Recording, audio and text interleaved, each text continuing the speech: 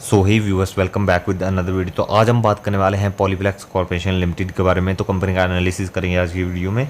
तो कंपनी देखा जाए केमिकल सेक्टर में काम कर रही है, और देखा जाए कंपनी का जो कोर बिजनेस है, जो कंपनी का मेजर रेवेन्यू जहां से आता है वो है कंपनी का फ्लेक्सिबल पैकिंग। और अलग अलग इंडस्ट्रीज़ के लिए कंपनी फ्लेक्सिबल पैकिंग जो है मैन्युफैक्चर करके दे रही है। तो कहीं ना कहीं देखा जाए कंपनी जो है अलग अलग तरह के प्रोडक्ट्स बनाती है। यहाँ पर आप देखो कंपनी की जो मार्केट कैपिटलाइजेशन है वो 3,581 करोड़ की कंपनी की टोटल मार्केट हमें कैपिटलाइजेशन देखने को मिलती है। एक स्मॉल कैप कैटेगरी की कंपनी है, वॉल्यूम्स कम यहाँ पर रहने वाली हैं, नंबर ऑफ शेयर्स भी कम है, कहीं ना कहीं वॉलिटिलिटी देखने को मिल सकती है इस शेयर में।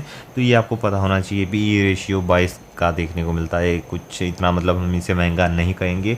ओके ओके टाइप का डिविडेंड यील्ड यहाँ पर आप देखोगे तो 2% का कंपनी अपने शेयर होल्डर्स को डिविडेंड पे कर रही है, और मेरे हिसाब से अच्छा डिविडेंड है। अभी स्मॉल कैप कैटेगरी में कंपनी है तो कहीं ना कहीं अभी भी आपको ये डिविडेंड पे कर रही है। ROC ROE दोनों ही अच्छे लेवल पे यहाँ पर आप देखो। फेस वैल्यू 10 की है। इन फ्यूचर आपको स्टॉक स्प्लिट जैसे कॉर्पोरेट एक्शन भी देखने को मिल सकते हैं अगर कंपनी अच्छी अर्निंग्स करती है।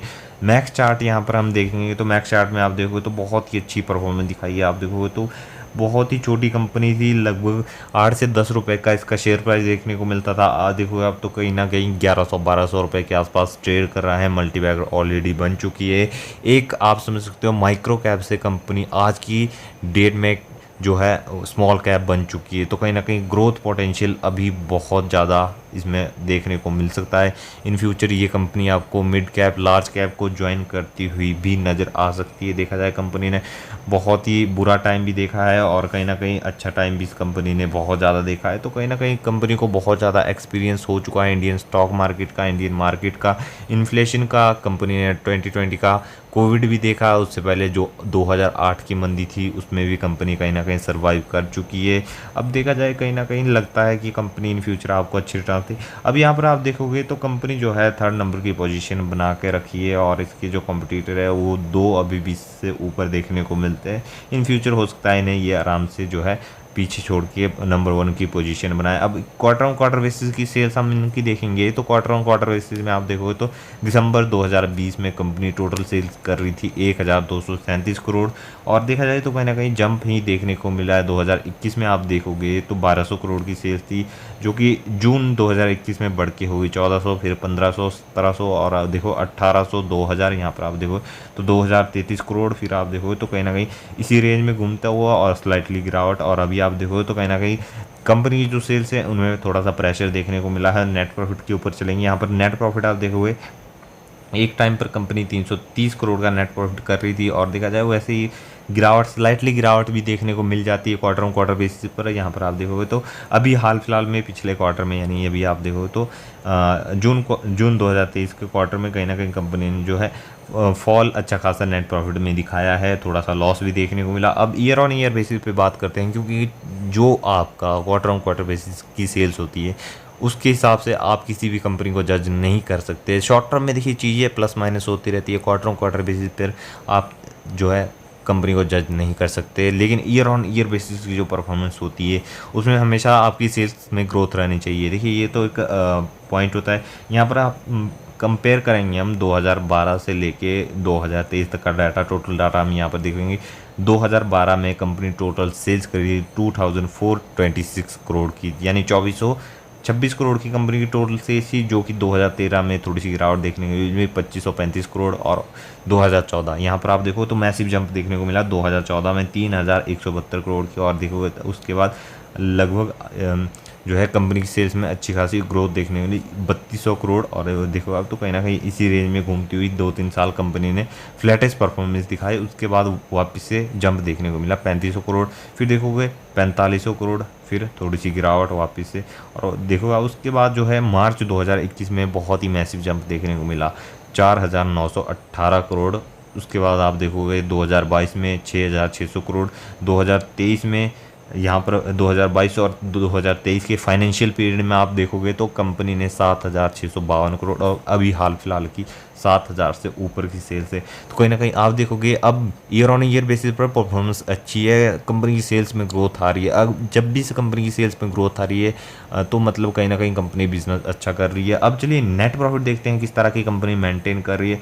2012 का डेटा हम देखेंगे तो कहीं ना कहीं कंपनी के जो नेट प्रॉफिट थे, यहाँ पर आप देखो नेट प्रॉफिट 208 करोड़, जो कि अगले साल 2013 में सिर्फ 66 करोड़ का उसके बाद लॉस में कंपनी यहाँ पर 2013 में देखो 52 सीआर के लॉस में चली गई। वापस से कंपनी ने कम बैक किया, 78 करोड़ का प्रॉफिट, अच्छा प्रॉफिट किया। उसके बाद वापस से गिरावट, स्लाइटली गिरावट या आप इसे बड़ी गिरावट कह सकते हैं। 16 करोड़ यहाँ पर आप देखो तो 16 करोड़, उसके बाद 361 करोड़, 284 करोड़, 500 करोड़ से भी ऊपर कंपनी की सेल्स गई। वापस से कंपनी जो है थोड़ी सी गिरावट दिखाएगी नेट प्रॉफिट में, उसके बाद वापस से जंप देखने को मिला। देखो आप तो 862 करोड़, फिर 900 करोड़, फिर वापस से गिरावट, और अभी आप देखोगे तो कहीं ना कहीं कंपनी ने अच्छी खासी जो है नेट प्रॉफिट में गिरावट दिखाई है। तो ये जो है हमें जो है शॉर्ट टर्म की चीज़ें देखने को मिलती है। 1-2 साल कंपनी का जो बिज़नेस है उसमें कहीं ना कहीं फॉल आता है, लेकिन बाद में कंपनी और अच्छी तरह से जंप दिखाती है, चाहे वो नेट प्रॉफिट हो चाहे वो सेल्स हो, अच्छी तरह से ग्रोथ भी देखने को मिल जाती है, रिकवरी भी अच्छी रहती है। तो कहीं ना कहीं इस हिसाब से देखा जाए तो ये कंपनी जो है कभी कभार 2 या 3 साल बिल्कुल भी परफॉर्मेंस नहीं दिखाती है, लेकिन उसके बाद देखा जाए सेल्स में भी ग्रोथ आती है, नेट प्रॉफिट में भी अच्छा खासा जंप देखने को मिलता है, और साथ में ये चीज़ें जो है रिफ्लेक्ट होती है शेयर प्राइस में, शेयर प्राइस भी प्लस माइनस करता हुआ ऊपर जाता है। तो ये बात आपको ध्यान रखनी है। इसके अलावा कंपाउंडेड सेल ग्रोथ 12% की 10 सालों में देखने को मिलती है, 5 सालों की यहाँ पर 16%, 3 सालों की 19%, और यहाँ पर कंपाउंडेड प्रॉफिट ग्रोथ आप देखोगे 32% की 10 सालों में देखने को मिली है। 5 सालों की यहाँ पर आप चेक करोगे 17% है, 3 सालों की लगभग 11 से 12%, और अभी माइनस में देखने को मिली। स्टॉक CAGR यहाँ पर कंपनी ने कमाल किया है, 26% के 10 सालों में CAGR दी है, बहुत ही अच्छी CAGR है मेरे हिसाब से। और यहाँ पर 5 सालों के आप देखो 18%, 3 सालों के 15%, और हाल फिलहाल में आप देखो तो 48 माइनस में, यानी कहीं ना कहीं CAGR जो कंपाउंडिंग है कंपनी की अच्छी खासी देखने को मिलती है। रिटर्न ऑन इक्विटी 9-10 सालों की है, और 5 यहाँ पर 5 सालों की बात करेंगे 13%, 3 सालों की 15%, और लास्ट ईयर 10 देखने को मिली। अब चलिए कंपनी के पास रिजर्व देखते हैं, बोरिंग्स देखते हैं कितनी है, कितना कंपनी ने डेट लेके रखा है, उसके बाद बात करेंगे फ्यूचर में क्या रिटर्न बनेंगे, टारगेट्स लॉन्ग टर्म में। इसके अलावा यहाँ पर आप देखोगे जो कंपनी के रिजर्व से वो पहले 2012 में 1800 करोड़ के थे, फिर 1900 करोड़, 2200 करोड़, 2000 करोड़। यहाँ पर आप देखो 2200 करोड़ से स्लाइटली गिरावट देखने को मिली 2014 से 15 के बीच में कंपनी ने रिजर्व्स कम की है। उसके बाद वापस से रिकवरी 2016 में, यहाँ पर आप देखो 2016 में रिकवरी, 17 में भी अच्छे खासे रिजर्व्स, और उसके बाद अभी जो है कंपनी लगातार रिजर्व्स बढ़ाती जा रही है। 3451 करोड़ के रिजर्व से, यानी कंपनी जो है अभी तक अपने रिजर्व्स को तोड़ के डिविडेंड पे नहीं कर रही है, ना ही कंपनी को अभी कोई ज़रूरत है अपने डेट रीपे करने की अपने रिजर्व से, यानी कहीं ना कहीं अभी भी कंपनी के पास कैश अच्छा पड़ा हुआ है, अपने डेट की रीपेमेंट भी कंपनी आराम से। अब बोरिंग से यहाँ पर देखोगे, डेट देखोगे, लोन देखोगे, तो कहीं ना कहीं एक टाइम पर कंपनी के ऊपर 2000 करोड़ का रिजर्व था 2014, जो कि घटता हुआ आज आप देखोगे तो लगभग 800 करोड़ रह चुका है। और यहाँ पर आप देखोगे 2021 में ये जो डेट था ये 700 करोड़ के आसपास था, लेकिन कंपनी ने थोड़ा डेट और इंक्रीज किया, और वापस यहाँ पर देखा जाए तो अच्छा खासा रीपे वापस से करना शुरू कर दिया है डेट, और डेट भी अच्छा खासा कम देखने को मिला है। नो डाउट अभी कोई इतना ज़्यादा टेंशन लेने की बात नहीं है, क्योंकि कंपनी आराम से इस डेट को रीपे करती है। लेकिन हाँ, अगर ये डेट 1000 करोड़ या 2000 करोड़ से ऊपर जाता है तो कहीं ना कहीं आपको जो है थोड़ा इस पर ध्यान रखना है। अब यहाँ पर हम थोड़ा सा कंपनी का जो है शेयर होल्डिंग पैटर्न भी देख लेते हैं। यहाँ पर आप देखो प्रमोटर की होल्डिंग 50% से ऊपर है, आप 51 मान के चल सकते हो, स्टेबल बने हुए हैं। यहाँ पर आप देखोगे तो प्रमोटर्स जो है सेलिंग नहीं कर रहे हैं, जो कि अच्छी बात है। अगर प्रमोटर अपनी मेजोरिटी होल्डिंग्स बना के रखेंगे जो कि 50 या 51 से ऊपर की रहनी चाहिए, तो तब तक ये अपने कंपनी में जो फैसले हैं उन्हें जल्दी से ले पाएंगे, अच्छी तरह से कैपेक्स कर पाएंगे। तो ये जो है इनकी प्रमोटर होल्डिंग स्टेबल रहनी चाहिए। FIs फॉरेन इन्वेस्टर यहाँ पर 12% से 10% इन्होंने होल्डिंग कम की, यानी इन्होंने कहीं ना कहीं अपनी सेलिंग की है। इसके अलावा DIs की बात करेंगे तो DIs ने भी थोड़ी हल्की सी होल्डिंग्स कम की है, और पब्लिक के पास हमें जो है थोड़े ज़्यादा शेयर देखने को मिल रहे हैं, 35% से ज़्यादा की हिस्सेदारी। तो कहीं ना कहीं शेयर होल्डिंग पैटर्न भी मेरे हिसाब से अभी आप देखोगे तो शेयर होल्डिंग पैटर्न में इतनी कोई दिक्कत नहीं है, अच्छा शेयर होल्डिंग पैटर्न है। अभी कंपनी बिजनेस भी अच्छी कर रही है। फ्लेक्सिबल पैकिंग में अलग अलग हमें प्रोडक्ट्स कंपनी के अलग अलग पैकिंग्स देखने को मिलती है, और पैकिंग जो है अलग अलग ब्रांड्स को कंपनी बना के मैन्युफैक्चर करके देती है। इसके अलावा अलग अलग जो है कैटेगरी में कंपनी वर्क कर रही है। डोमेस्टिक में भी अच्छी खासी सेल्स ग्रोथ रहती है कंपनी की।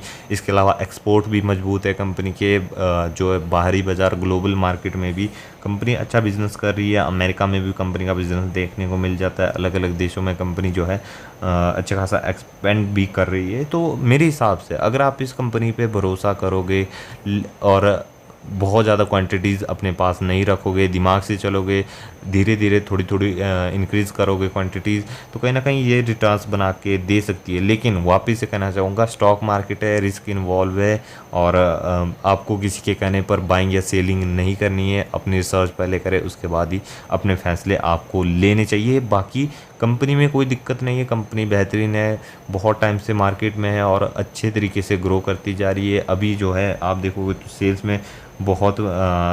में थोड़ी बहुत गिरावट है, प्लस कंपनी का जो नेट प्रॉफिट है उनमें थोड़ा ज़्यादा इम्पैक्ट हमें देखने को मिल चुका है, जिसके कारण जो है शेयर प्राइस में प्रेशर आया है, शेयर प्राइस नीचे आया है। तो कहीं ना कहीं आपको जो है अभी अगर ऊपर के लेवल्स पे बाइंग करके रखे तो पेशेंस बना के रखना है, और कहीं ना कहीं ये शेयर आपको इन फ्यूचर अच्छा मौका देने वाला है। तो ये थी हमारी आज की वीडियो अच्छी लगे लाइक और चैनल सब्सक्राइब जरूर कीजिए।